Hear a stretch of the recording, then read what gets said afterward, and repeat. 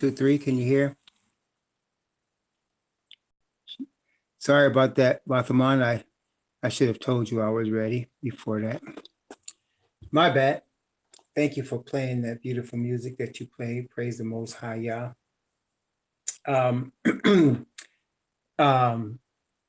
Yeah, I'm sure she'll be right back. But Hangouts is on, right, Josie? Hangouts is on? Okay. Okay.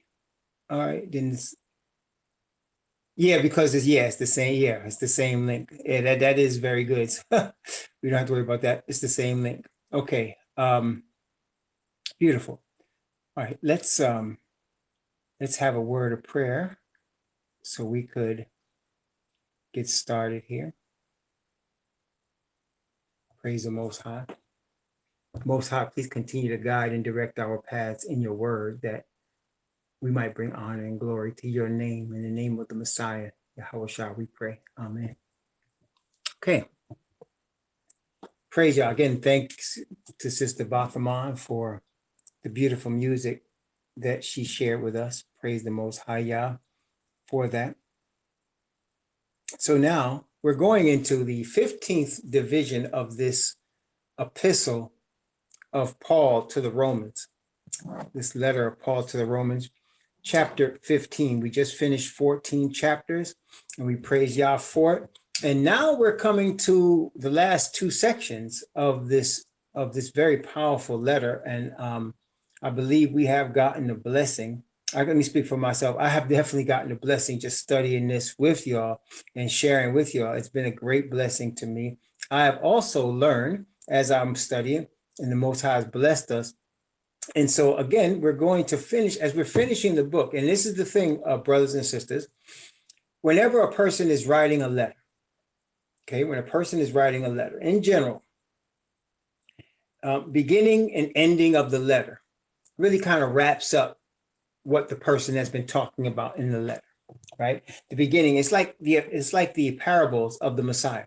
When the Messiah spoke a parable, generally either in the beginning of the parable or at the end of the parable, he would give the point of the parable. So what happens, people will take some of the parables of the Messiah and misappropriate them by using certain of the phrases in the Messiah, in the parable.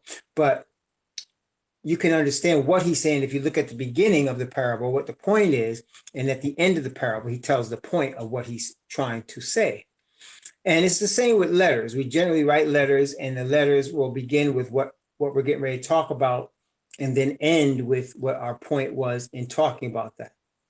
Okay, so in the beginning of the letter of Romans, of course, the gospel is the subject matter. Let's take a look. And of course, we saw, as we look at this epistle, we always allude back to the beginning of it, to the subject matter of the epistle. And let's go back in chapter 1 of Romans. And I'm going to start at verse 1 and go down from verse 1. And we're going to slowly end up in verse 17. But let's go from verse 1 down to verse 7 just to begin us off. The epistle of the Romans, we're really studying now chapter 15 to this right now, but just as a backdrop, chapter 1 from verse 1 to verse 7 to start us off. Paul, a servant of Messiah Yahushua, called to be an apostle, separated unto the gospel of Yah, which he had promised afore by his prophets in the Holy Scriptures, concerning his Son, Yahushua the Messiah, our Master, which was made of the seed of David according to the flesh, and declared to be the Son of Yahweh with power, according to the Spirit of holiness, by the resurrection from the dead, by whom we have received grace and apostleship for obedience to the faith among all nations for his name, among whom are ye also called of Yahushua the Messiah. To all that be in Rome, beloved of Yah, called to be saints, grace to you and peace from Yah, our Father, and the Master, Yahushua, Messiah. Now, as I like to point out often when we look at the epistles written in the New Testament, please notice that when the apostle is greeting the readers, he is not saying, peace to you from Yah the Father, the Master, the Messiah, and the Spirit. Did he say that? Did he say grace and peace to you from God the Father, God the Son, and God the Holy Spirit? Did he say that? Is that how he greeted them? No. How did he greet them? He said, grace and peace to you from Yahweh, our Father, and the Savior, Messiah. See, because there's no Trinity. There's but one God. It's the Father. And he has but one Son. It's Messiah. Huh? There's but one God, it's the Father. There's one Son, Messiah. There's no Trinity. You notice that. And this is the same in all of Paul's epistles. He never says grace and peace from Father, Son, and Holy Ghost. He never says that. He always says from the Father and from his Son. Okay? And then he says that Messiah was declared to be the Son of the Most High with power according to the Spirit of holiness by the resurrection of the dead, and by whom, that is by the Messiah, we receive grace and apostleship. You see, that's why I say Messiah, his grace, because Messiah is a representation of not only the righteousness of the Father, but of the Father's grace toward his redeemed people. Praise Yah. Praise Yah. And he said, he was called to be an apostle, separate unto the gospel of Yah. So his mission was to bring the gospel. And the Father separated him for this mission. Okay? The Father separated him for this mission to bring the gospel. And the gospel, or the good news, is concerning the Messiah, his grace, concerning his Son, Yahushua the Messiah. Okay? Let's continue from verse. I'm not going to read let's start at verse 13, from verse 13 to verse 17. Romans chapter 1, from verse 13 to verse 17. And this, of course, is the definition of the gospel by which he was separated by the Father to give. Now, I would not have you ignorant, brethren, that oftentimes I purposed to come unto you, but was let hitherto, that I might have some fruit among you also, even as among other Gentiles. I am debtor both to the Greeks and to the barbarians, both to the wise and to the unwise. So as much as in me is, I am ready to preach the gospel to you that are at Rome also. For I am not ashamed of the gospel of Messiah. For it is the power of Yah unto salvation to everyone that believeth, to the Israelite first, and also to the Gentile. For therein is the righteousness of Yahweh revealed from faith to faith, as it is written, the just shall live by faith. So the gospel through that this apostle was called to preach is a message of regarding the Messiah, by whom Yah's righteousness is revealed. So anybody that's talking about preaching the gospel, if they're not talking about this, they don't know what they're talking about. Testing 1, 2, 3. I'm just, okay? Because you can see it right here. It says, therein, that is in the gospel, the righteousness of Yah is revealed. Okay? And as we study the whole scriptures, all the scriptures, the Bible says that thy law, it says, in Psalm 119, thy righteousness is an everlasting righteousness, and thy law is the truth. That's what it said. Thy righteousness is an everlasting righteousness, and thy law is the truth. So Messiah is a representation of the word of Yah, which is the covenant, and the perfect righteousness of Yah. And of course, he is a representation of the grace of Yah to his people. Okay? And so the apostle has been appointed to give this message to the Gentiles. And we call this message, which the Bible also calls it, being justified by faith. We call it being justified by faith. This has everything to do with receiving the Spirit of the Father, as you all very well know. It has everything to do with receiving the Spirit of the Father. And we receive the Father's Spirit. Remember what Messiah said when we read it last night? He said, I go back to my Father, and he will send you the comforter, and I will send it to you from him. So in other words, the Messiah said, I'm going to send you my Father's Spirit. I'm going to send it to you. He give it to me, and I'm going to give it to you. So that through you, the Father's righteousness will be revealed. So again, we are being called to bear witness of the Father's righteousness. And so this letter of Romans is about that, about bearing witness of the Father's righteousness. But not only that, let's look at Jeremiah chapter. And again, I'm bringing these things out because, as you all know, and as we've been talking about, as we study this whole letter, as we've been seeing, Christianity has misrepresented the truth of the word. It has misrepresented the truth of the Messiah. It has misrepresented the Messiah's person, and it has misrepresented the character of the Father's righteousness. It has completely misrepresented all of these things. And so what we are doing as we're going through this epistle or this letter of Paul, what we're doing, we're going back in the prophets and we're bringing into perspective what the Father really intends with the gospel. It is not just the good news of Jesus Christ and you raise your hand and you believe in white Jesus and you're saved and you're under grace. It's not that. It is a perfect righteousness of the Creator being made manifest through his Son, who is the Son of the Israelite nation. He is the son of the tribe of Judah, one of the 12 sons of the man formerly called Jacob, whose name was changed to Yashar'al, or Israel, whose nation is blessed because of the promise to his father Abraham. And through these chosen people and through this chosen messenger, the Israelite people, the world is to receive a message that will cause them and cause the earth to get rid, to overcome sin, and all rebellion against the Father. Because rebellion, brothers and sisters, against the Father is rebellion against righteousness itself. Rebellion against the Father is rebellion against righteousness itself. Okay?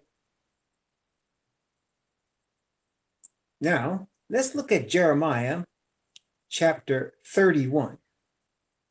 So can everybody hear? Testing 1, 2, 3. And if people can't hear Isha, can you suggest to them or can you post for them? One of y'all could post for them the Hangouts page or how, the Twitter TV or, and let me put that there, Twitter, in fact, Twitch, let me say it right, twitch.tv/Raw Hebrew Remnant. That's one. And then we have at Gabar, let me put this right, at Gabar Sadak. Oh, let me do this right.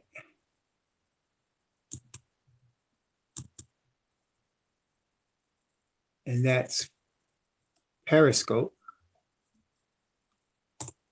And then we have, so we have at Gabar Sadak as Periscope, Twitch TV, Raw Hebrew Remnant, right? And then we have this room. And then after this, it goes to, it will go to YouTube after this. But these places you can hear right now, they're both live and it's going on right now.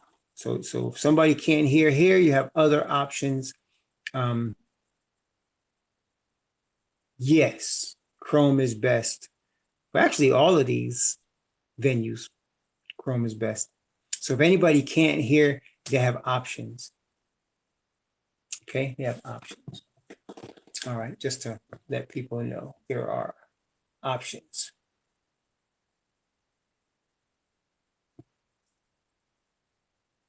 All right. All right, so let us continue. It looks like something is wrong with my Twitch though. Something is wrong with the Twitch right now. I don't know what's going on with it, but it looks like the page is kind of messed up. But anyway, we still have Periscope. We still have Hangouts. We still have this page. So yeah, these are the options. Okay. Back to what we were studying. Jeremiah chapter 31. Jeremiah chapter 31. Yeah, it does. Twitch seems a little messed up. I'm not sure what happened to it, but it seems like my page is maybe you know what happened. I think what happened with Twitch is I should have logged out and logged back in. I didn't do that. I just turned it off and then started it again, and I think that might be the problem. I should have logged off and logged back in. But aside from Twitch, we still have Periscope at Gabar Sadak in Periscope, and then we still have Hangouts. So we have all of those avenues along with where we're at right now. Okay. Yes, thank you, Isha. Yeah, so when anybody goes to Hangouts, mute your speaker, please, because we'll hear everything from your side as well. Okay. Jeremiah chapter 31. Jeremiah chapter 31. I'm going to start at verse 27. We're going to read little by little to the end, but let's start at verse 27 and go down to verse 30 to start us off. Jeremiah chapter 31, verse 27 down to verse 30. Behold, the days come, saith Yahweh, that I will show the house of Israel and the house of Judah with the seed of man and with the seed of beast. And it shall come to pass that like as I have watched over them to pluck up and to break down and to throw down and to destroy and to afflict, so will I watch over them to build and to plant, saith Yahweh. In those days they shall say no more, the fathers have eaten a sour grape, and the children's teeth are set on edge. But everyone shall die for his own iniquity. Every man that eateth sour grape, his teeth shall be set on edge. So here's a prophecy. He said he looked over us to destroy, to pluck up, to throw down, to afflict. But now he's going to turn it around and he's going to build and plant us. Praise Yah. Let's go from verse 31 to verse 34. Behold, the days come, saith Yahweh, that I will make a new covenant with the house of Israel and with the house of Judah, not according to the covenant that I made with their fathers in the day that I took them by the hand to bring them out of the land of Egypt, which my covenant they break, although I was a husband unto them, saith Yahweh. But this shall be the covenant that I will make with the house of Israel. After those days, saith Yahweh, I will put my law in their inward parts and write it in their hearts. And I will be their God, and they shall be my people. And they shall teach no more every man his neighbor and every man his brother, saying, Know Yahweh. For they shall all know me, from the least of them unto the greatest of them, saith Yahweh. For I will forgive their iniquity, and I will remember their sin no more. This sounds familiar, doesn't it? This should sound familiar to people, because this is exactly what it says in Hebrews, right? It says the exact same thing in Hebrews chapter 8. It's the same thing that we read in Hebrews 8. Why? Because Hebrews 8 was copying this. This is the original Jeremiah. And the apostle was writing from Hebrew into Hebrews 8. That epistle came from this verse. And again, I want us to make sure we're understanding this is the definition of the new covenant. The new covenant, which people call what? The New Testament. And the definition of the new covenant, as you saw, is with the house of Israel and the house of Judah. Do you see that? It didn't say the new covenant was with the Gentiles. It said the new covenant is with the house of Israel and the house of Judah. Okay, that's who the new covenant is with. So people, Christianity claiming to be a new covenant church and all of that, that's something they made up. It's literally something they made up. And that's fine. I want to say it's fine. I mean, it's fine in terms of any man can make up any religion they want to make. They just can't serve our God with their man-made religion. He rejects them when they do their will and not his. Just as he rejected Cain when Cain brought of the fruit of his garden as an offering. And the Most High received Abel when he brought the fat of the lamb. And he received that. So in other words, you can't be accepted of our God just bring in any kind of worship you want to and any kind of thing you want to. So they can make up something they're calling a new covenant church, but it has nothing to do with this. Nothing. This is for the Israelite people and those grafted in among the Israelite people. Those, and we're going to talk about that in Romans chapter 15. Those grafted in among the Israelite people. Okay? Jeremiah chapter 31. Okay, Jeremiah chapter, and this has not been fulfilled yet. How do we know it's not been fulfilled yet? How do we know? Because verse 34, notice what it said in verse 34. And they shall teach no more every man his neighbor and every man his brother, saying, Know Yahweh. For they shall all know me, from the least of them unto the greatest of them, saith Yahweh. For I will forgive their iniquity, and I will remember their sin no more. So this is not fulfilled yet. Why? Well, obviously, people are still being taught the word. The role of the 144,000 is to teach the word. So the word is still being taught. Therefore, this is not yet fulfilled. This will be fulfilled in the kingdom. Everybody understand? When we don't have to teach each other about the Most High, because we're all going to see him. We're all going to fellowship with him. We don't have to teach people about Messiah, because he's going to be visible and present with all of us. Okay? So this is in the kingdom, but everything that we're talking about is preparing a people for the kingdom. Everything that we're dealing with, all the things that the Most High has given to us, is preparing us to dwell in the kingdom. That's what it's for. Okay, preparing us to dwell in the kingdom. That makes sense, everybody? Everybody with me so far? So this has not been fulfilled yet. Everybody talking about a new covenant, New Testament church? No. First off, it's with the house of Israel and Judah, which means that there must be a healing of the house of Israel and Judah. There must be a healing of the house of Israel and Judah. This cannot be completed until the house of Israel and the house of Judah are healed and brought back together. Okay? They must be healed and brought back together. Okay? Let's go. Jeremiah chapter 31 from verse 35, and verse 36. Jeremiah chapter 31, verse 35 and verse 36. Thus saith Yahweh, which giveth the sun for a light by day, and the ordinances of the moon and of the stars for a light by night, which divideth the sea when the waves thereof roar. Yahweh of hosts is his name. If those ordinances depart from before me, saith Yahweh, then the seed of Israel also shall cease from being a nation before me forever. So if you don't have any more phases of the moon, if the sun does not rise and set every day, then the nation of Israel will exist no more. So let me ask you, has the sun stopped rising and setting? Has the phases of the moon ceased? Of course not. Therefore, we can say very clearly, neither has the children of Israel perished from the earth. Neither has he forgotten his covenant with our ancestors that he made. He's not forgotten. Okay? Verses 37 through 40.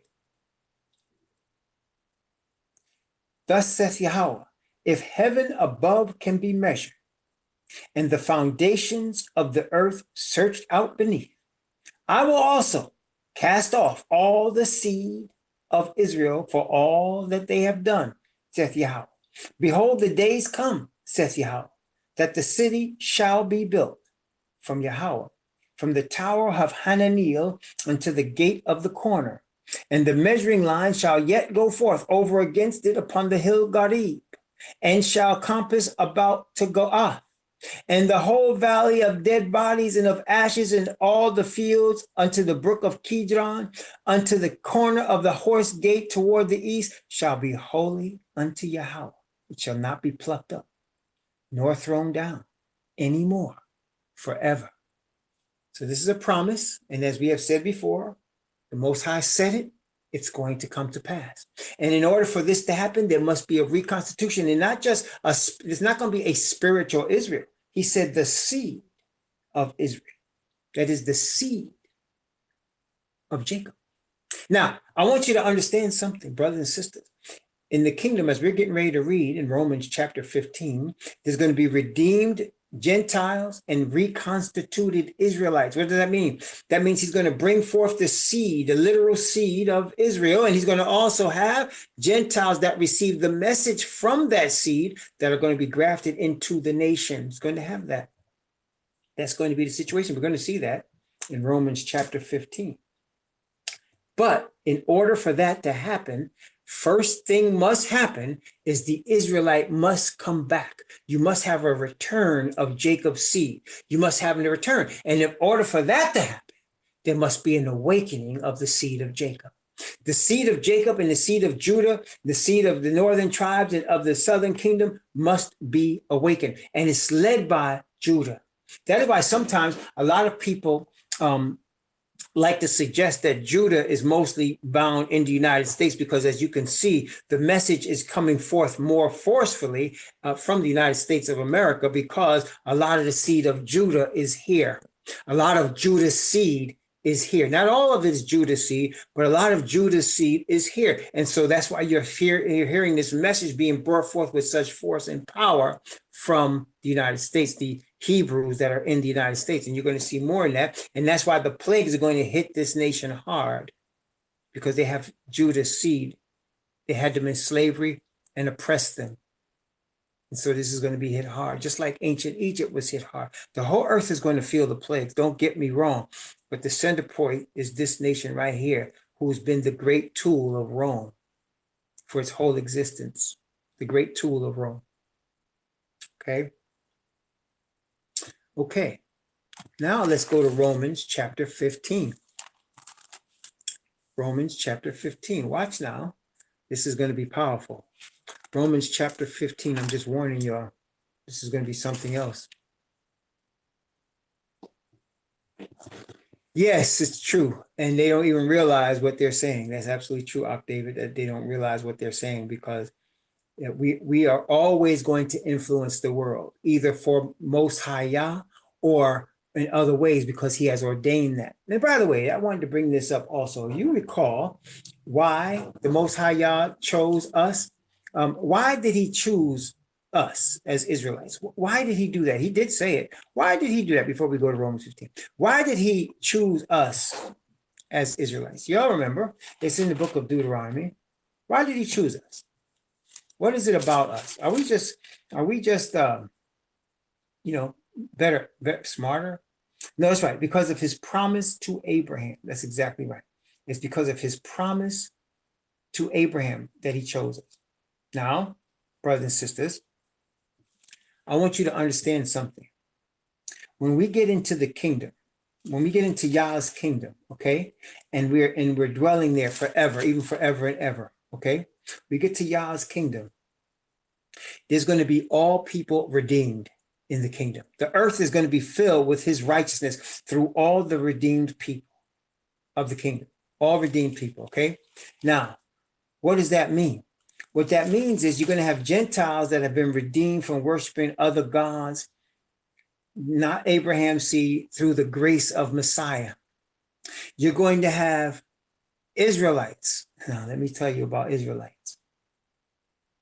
Israelites, the most stiff-necked, the most hard-headed, the most rebellious people on the face of the earth are the Israelite people.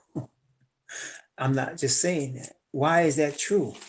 Because, brothers and sisters, what we need to understand is when we get into the kingdom is going to be a witness, a testament to the grace and righteousness and patience of the Father. And so he's going to show forth his grace and righteousness and patience by bringing forth as his chosen people the most rebellious of all people, the most stiff-necked of all people, the wildest group of people on the face of the earth. You want to see somebody, you know the term, listen carefully, the term buck wild. Have you ever heard that term? We're about to get buck wild. You ever heard that one? That came from us. We created that term. You know why we created that term? Because it describes us. It describes us. I mean, it describes us. That's where it came from. Caucasian man did not come up with that term. Buck wild.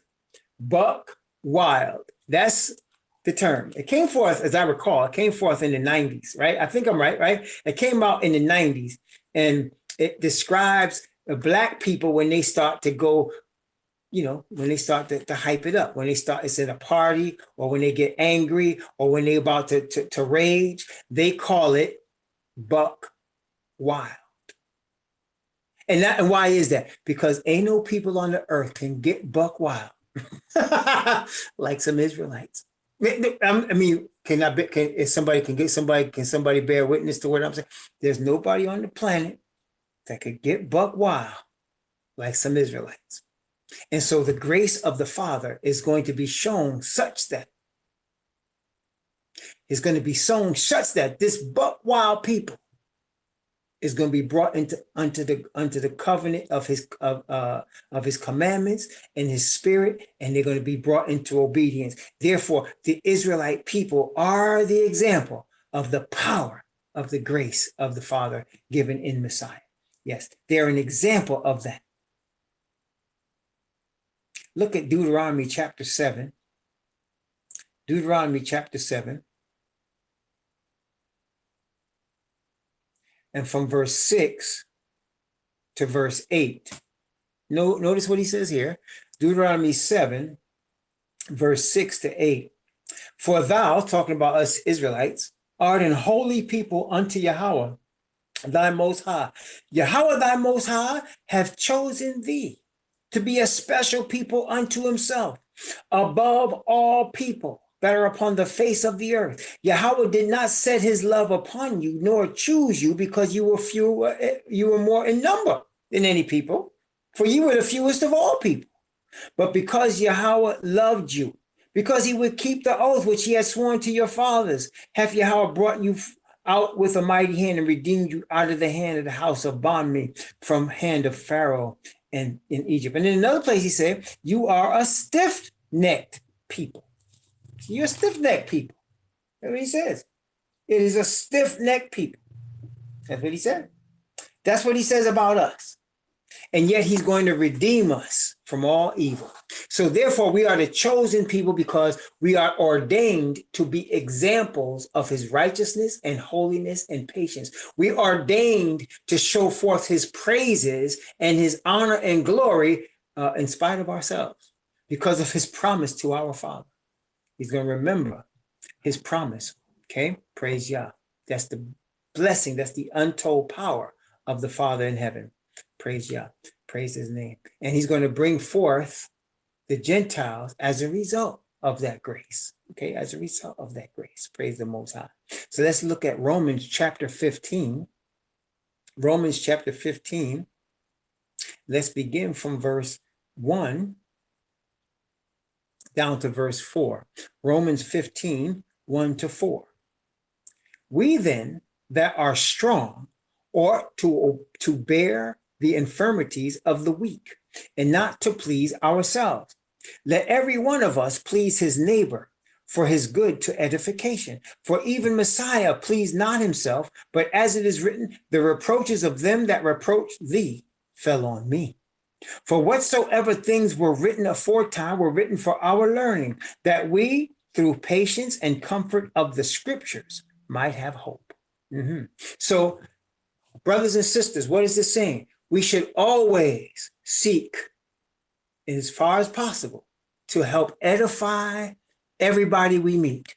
We help strengthen the weak. Especially this is true among ourselves, our brothers and sisters of the faith, of the spirit. We should always be seeking to edify and to encourage. We should be of the spirit of encouragement. Some of us have more of a gift for that than others, right? Some of us have the gift of encouraging people. Some of us have that gift. Some of us have a gift of being able to just listen to somebody and let them talk it out, right? Some of us have that gift. My wife had that gift. People have said, I could go to you and just listen to me and you'll let me talk. And that's what she does to people. She has that gift. Some of us been given gifts. And so the Most High said, use the gift to the edification of his people, and to everybody that you meet, use your gift. That's right. And the gift, this one here, he's talking about through patience, consolation, being strong, bearing the infirmities of the weak. Not all of us have the same gift. Some of us strong in certain areas, some of us weak in certain areas. We have to pray for each other to be strengthened in our areas of weakness by the grace, and I mean that, by the grace of the Father, through his grace, Messiah, who is a representation of his righteousness and truth. Okay? Of course, the Gentiles in the Christian church, they like to say words like I just said, but the major difference is they don't serve the same God we serve because they don't keep his commandments. They want to create institutions. They don't have a movement of a scattered people. They want to create man-made organizations. Sometimes they want to say his law is done away with. So they'll speak the same words that I just speak, but their words are empty. Why are they empty? Because there's no power behind them. The power comes from Father, and Father puts his power with his people. Praise the Most High Yah. His power is with his people. Okay? His power is with his people. It's not with the Gentiles. The Gentiles can receive his power as it is given through his people. Praise the Most High Yah. Okay? So the Bible says that we, through patience and comfort of the scriptures, we're trusting in the word of our God, trusting in his word. And that's what he's doing. He's teaching us to trust him, to be convicted by him, to be led by him. Our fathers were led by him through the wilderness, a movement that went from Egypt into the promised land. He wants us also to be led by him in everything that we do, everything that we say, everything that we are. Completely given over, not to man, but to the Father, through his grace Messiah. Praise Yah. Let's continue. Romans chapter 15, from verse 5 down to verse 9. Now, Yah of patience and consolation grant you to be like-minded one toward another, according to Messiah, Yahushua, that ye may with one mind and one mouth glorify Yah, even the Father of our Master, Yahushua, the Messiah. Wherefore receive ye one another as Messiah also received us to the glory of Yah. Now I say that Yahushua, the Messiah, was a minister of the circumcision. What? Watch this. Messiah was a minister of the circumcision for the truth of Yahweh, to confirm the promises made unto the fathers, that the Gentiles might glorify Yah for his mercy, as it is written, for this cause I will confess to thee among the Gentiles and sing into thy name. That's powerful. Let's stop right here. So Messiah was a minister to the circumcision. You know what it says? Let me ask you a question. You know what it means when it says the circumcision, right? Whenever the New Testament says the term the circumcision, what is it talking about? When it says he was a minister of the circumcision, what is he saying? I want to make sure that's right. To the Israelites. He is a minister to the Israelites for the truth of the Father. It says it right there, doesn't it? Did I make that up or did it say it? Messiah was a minister to the Israelites for the truth of Yahweh. It says it right there. Says it right. And that's not the only place, is it? Even in this very letter, we read it in chapter 9, chapter 10, chapter 11, didn't we? We read it over and over again. But here at the end of the letter, he's confirming what he's already been saying. He said, Messiah is a minister to the Israelites for the truth of the Father, to confirm the promises made unto the Father. And one of the promises is that the Gentiles might also bring glory to the Father. That the Messiah's people would be confessing or bearing witness of Father and Messiah to the Gentiles. You see how backwards it is now? The Gentiles, by and large, believe they need to bear witness to us. Isn't that true? That's what they do in their religions. In Christianity, they have these Caucasian men thinking they need to bear witness to us. That's not true. We are brought into existence to bear witness to the Gentiles of the Father. Because Messiah is a minister to the Israelites for the Father. You understand? He is a minister. So, and that goes with what he also said, right? He came not but for the lost sheep of the house of Israel. That's what he said. And also with Gabriel, Gabriel. Gabriel means warrior for the Most High. He came and testified. He said, thou shalt call his name Yahushua, for he will save his people from their sins. So again, we testify what we already read. In order for the renewed covenant, in order for the new covenant to be fulfilled, there first must be a healing of the Israelite people. They must be first brought back to or awakened from their sleep. And then they can bear witness of the Father to the Gentiles. And the Gentiles will receive the blessing of his grace, Messiah. See, the white Jesus they're worshiping with these crosses is not the same thing as the God we serve. It is not the Messiah that paid the penalty. It's not the one that said, I came not but for the lost sheep of the house of Israel. It's not the one that said, I pray not for the world, but for those you have given me, for they are thine. It's not that one. It's a different one. They have made up their own. They're made up their own. And look, they're permitted to do that. But we as Israelites, having been brainwashed in that system, listen now, we've been brainwashed in that system. We need to understand what we're coming out of. We need to unlearn the brainwashing and learn the truth of who we are. Why? Not just for our sake, but for the sake even of the world, for the sake of the Gentiles that might be saved as a result. You understand? He is a minister of the circumcision, that the Gentiles might glorify Yah for his mercy, as it is written, for this cause I will confess thee among the Gentiles and sing unto thy name. Wait a minute. We're not finished yet. We're just getting warmed up. Notice verse 10. In fact, let's read 9 and 10 together.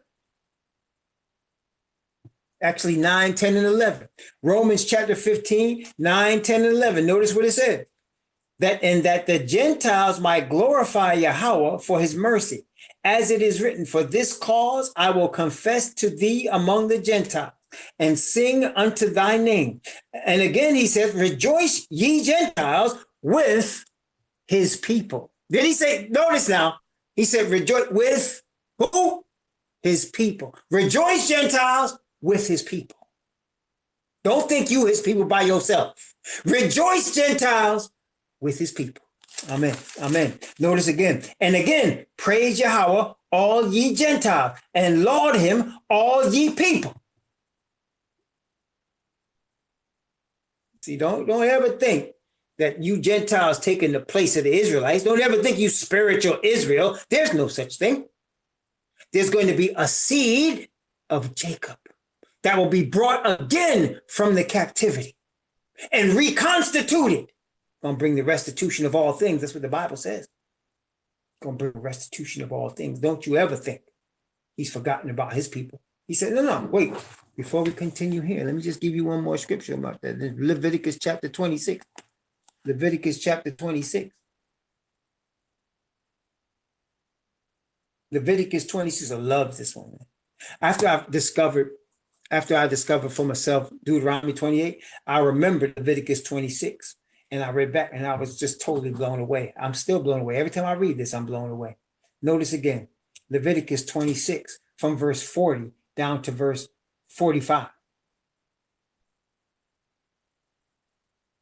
If they shall confess their iniquity and the iniquity of their fathers with their trespass, which they trespassed against me, and that also they have walked contrary to me, and that I also have walked contrary unto them, and have brought them into the land of their enemies. If then their uncircumcised hearts be humbled, and they then accept of the punishment of their iniquity, then will I remember my covenant with Jacob, and also my covenant with Isaac, and also my covenant with Abraham will I remember, and I will remember the land.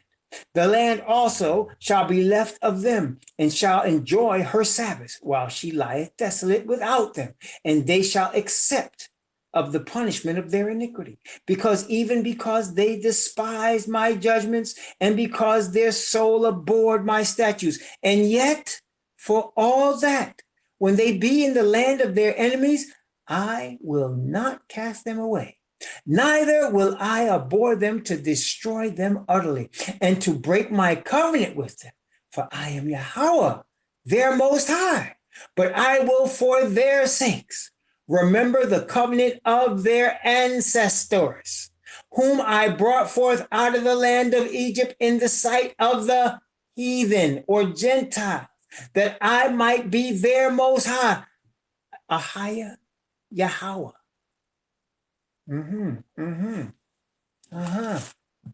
See how it all goes together? Now, how many Christians equate Romans with Leviticus? I mean, honestly, how many Christians equate Romans with Leviticus? That's right, none. You know why? Because they can't give you what they don't have. Right? It's unfair for us to expect people that worship a different God to give you this truth because they don't have it. Praise Yah. Praise Yah. This is for the Israelite people to do. This is our job. This is what we're supposed to be doing. Let's continue. Romans chapter 15. Let's go back. Romans chapter 15 from verse 12 down to verse 16. Romans 15 from 12 to 16. And again, Yeshaya saith, there shall be a root of Jesse, and he shall rise to reign over the Gentiles. In him shall the Gentiles trust. Now, the Most High of hope fill you with all joy and peace in believing, that ye may abound in hope through the power of the set apart Spirit. And I myself also am persuaded of you, my brethren, that ye also are full of goodness, filled with all knowledge, able also to admonish one another.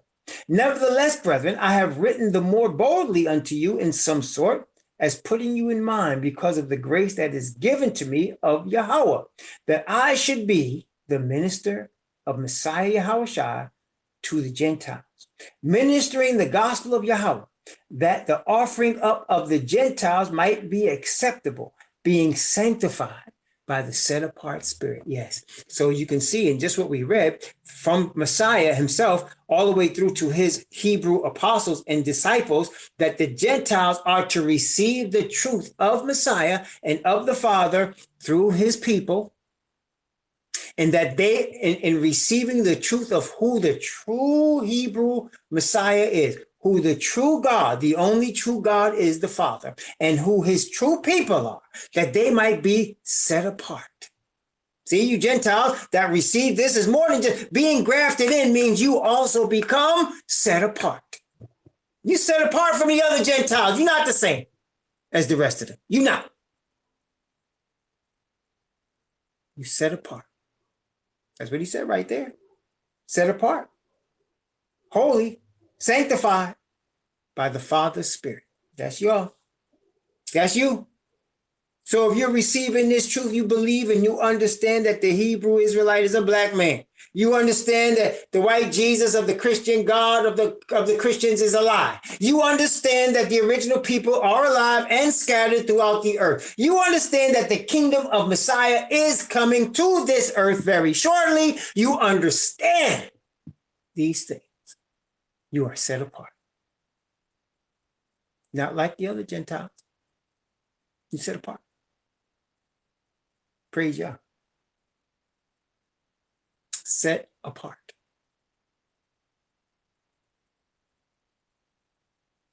Praise Yah. Let's continue. From verse 16. Let's continue from verse 16 down to verse 21. That I should be the minister of Messiah Yahushua to the Gentiles, ministering the gospel of Yah, that offering up of the Gentiles might be acceptable, being sanctified by the set apart Spirit. I have therefore whereof I may glory through Yahushua the Messiah in those things which pertain to Yah. For I will not dare to speak of any of those things which Messiah hath not wrought by me, to make the Gentiles obedient by word and deed. through mighty signs and wonders by the power of the Spirit of the Father Yah, so that from Jerusalem and round about unto Illyricum,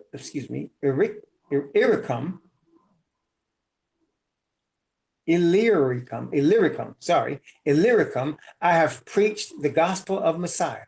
Yea, so have I strived to preach the gospel, not where Messiah was named, lest I should build upon another man's foundation, but as it is written, to whom he was not spoken of, they shall see, and they that have not heard shall understand.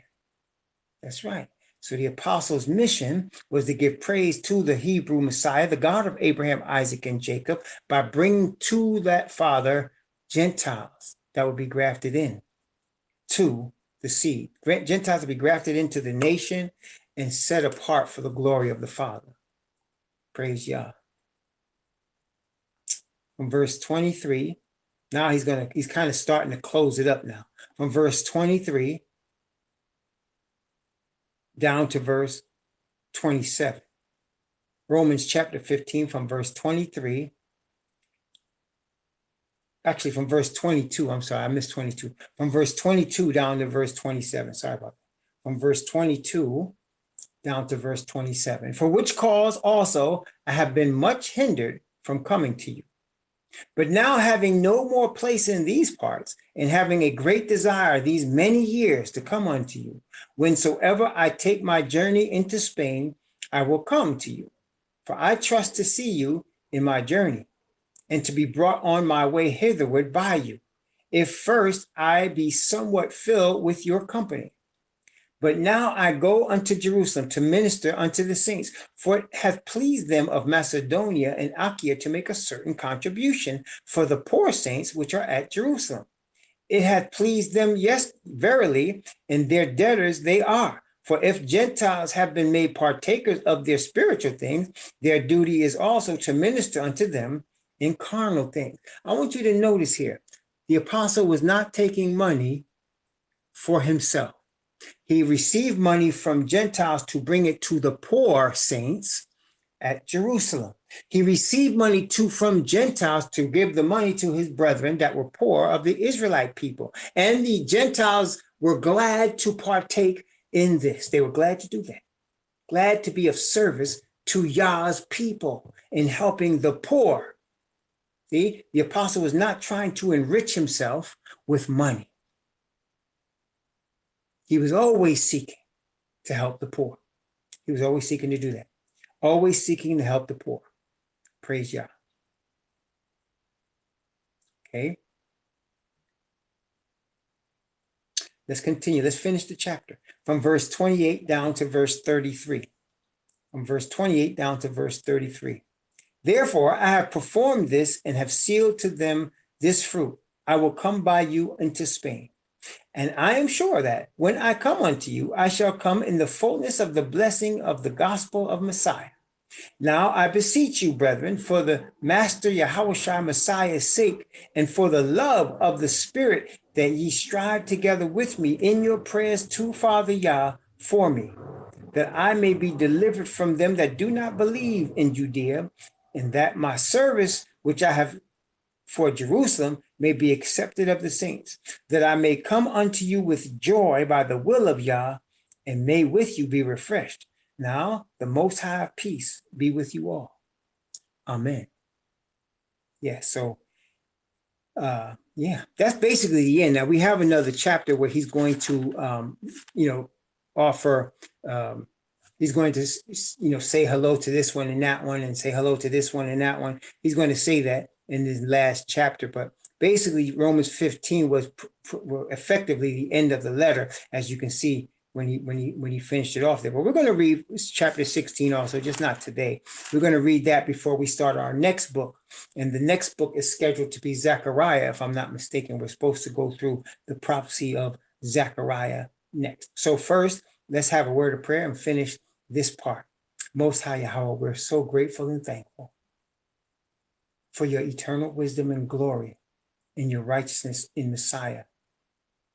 Please continue to guide and direct us in truth and light for your name's sake. Amen.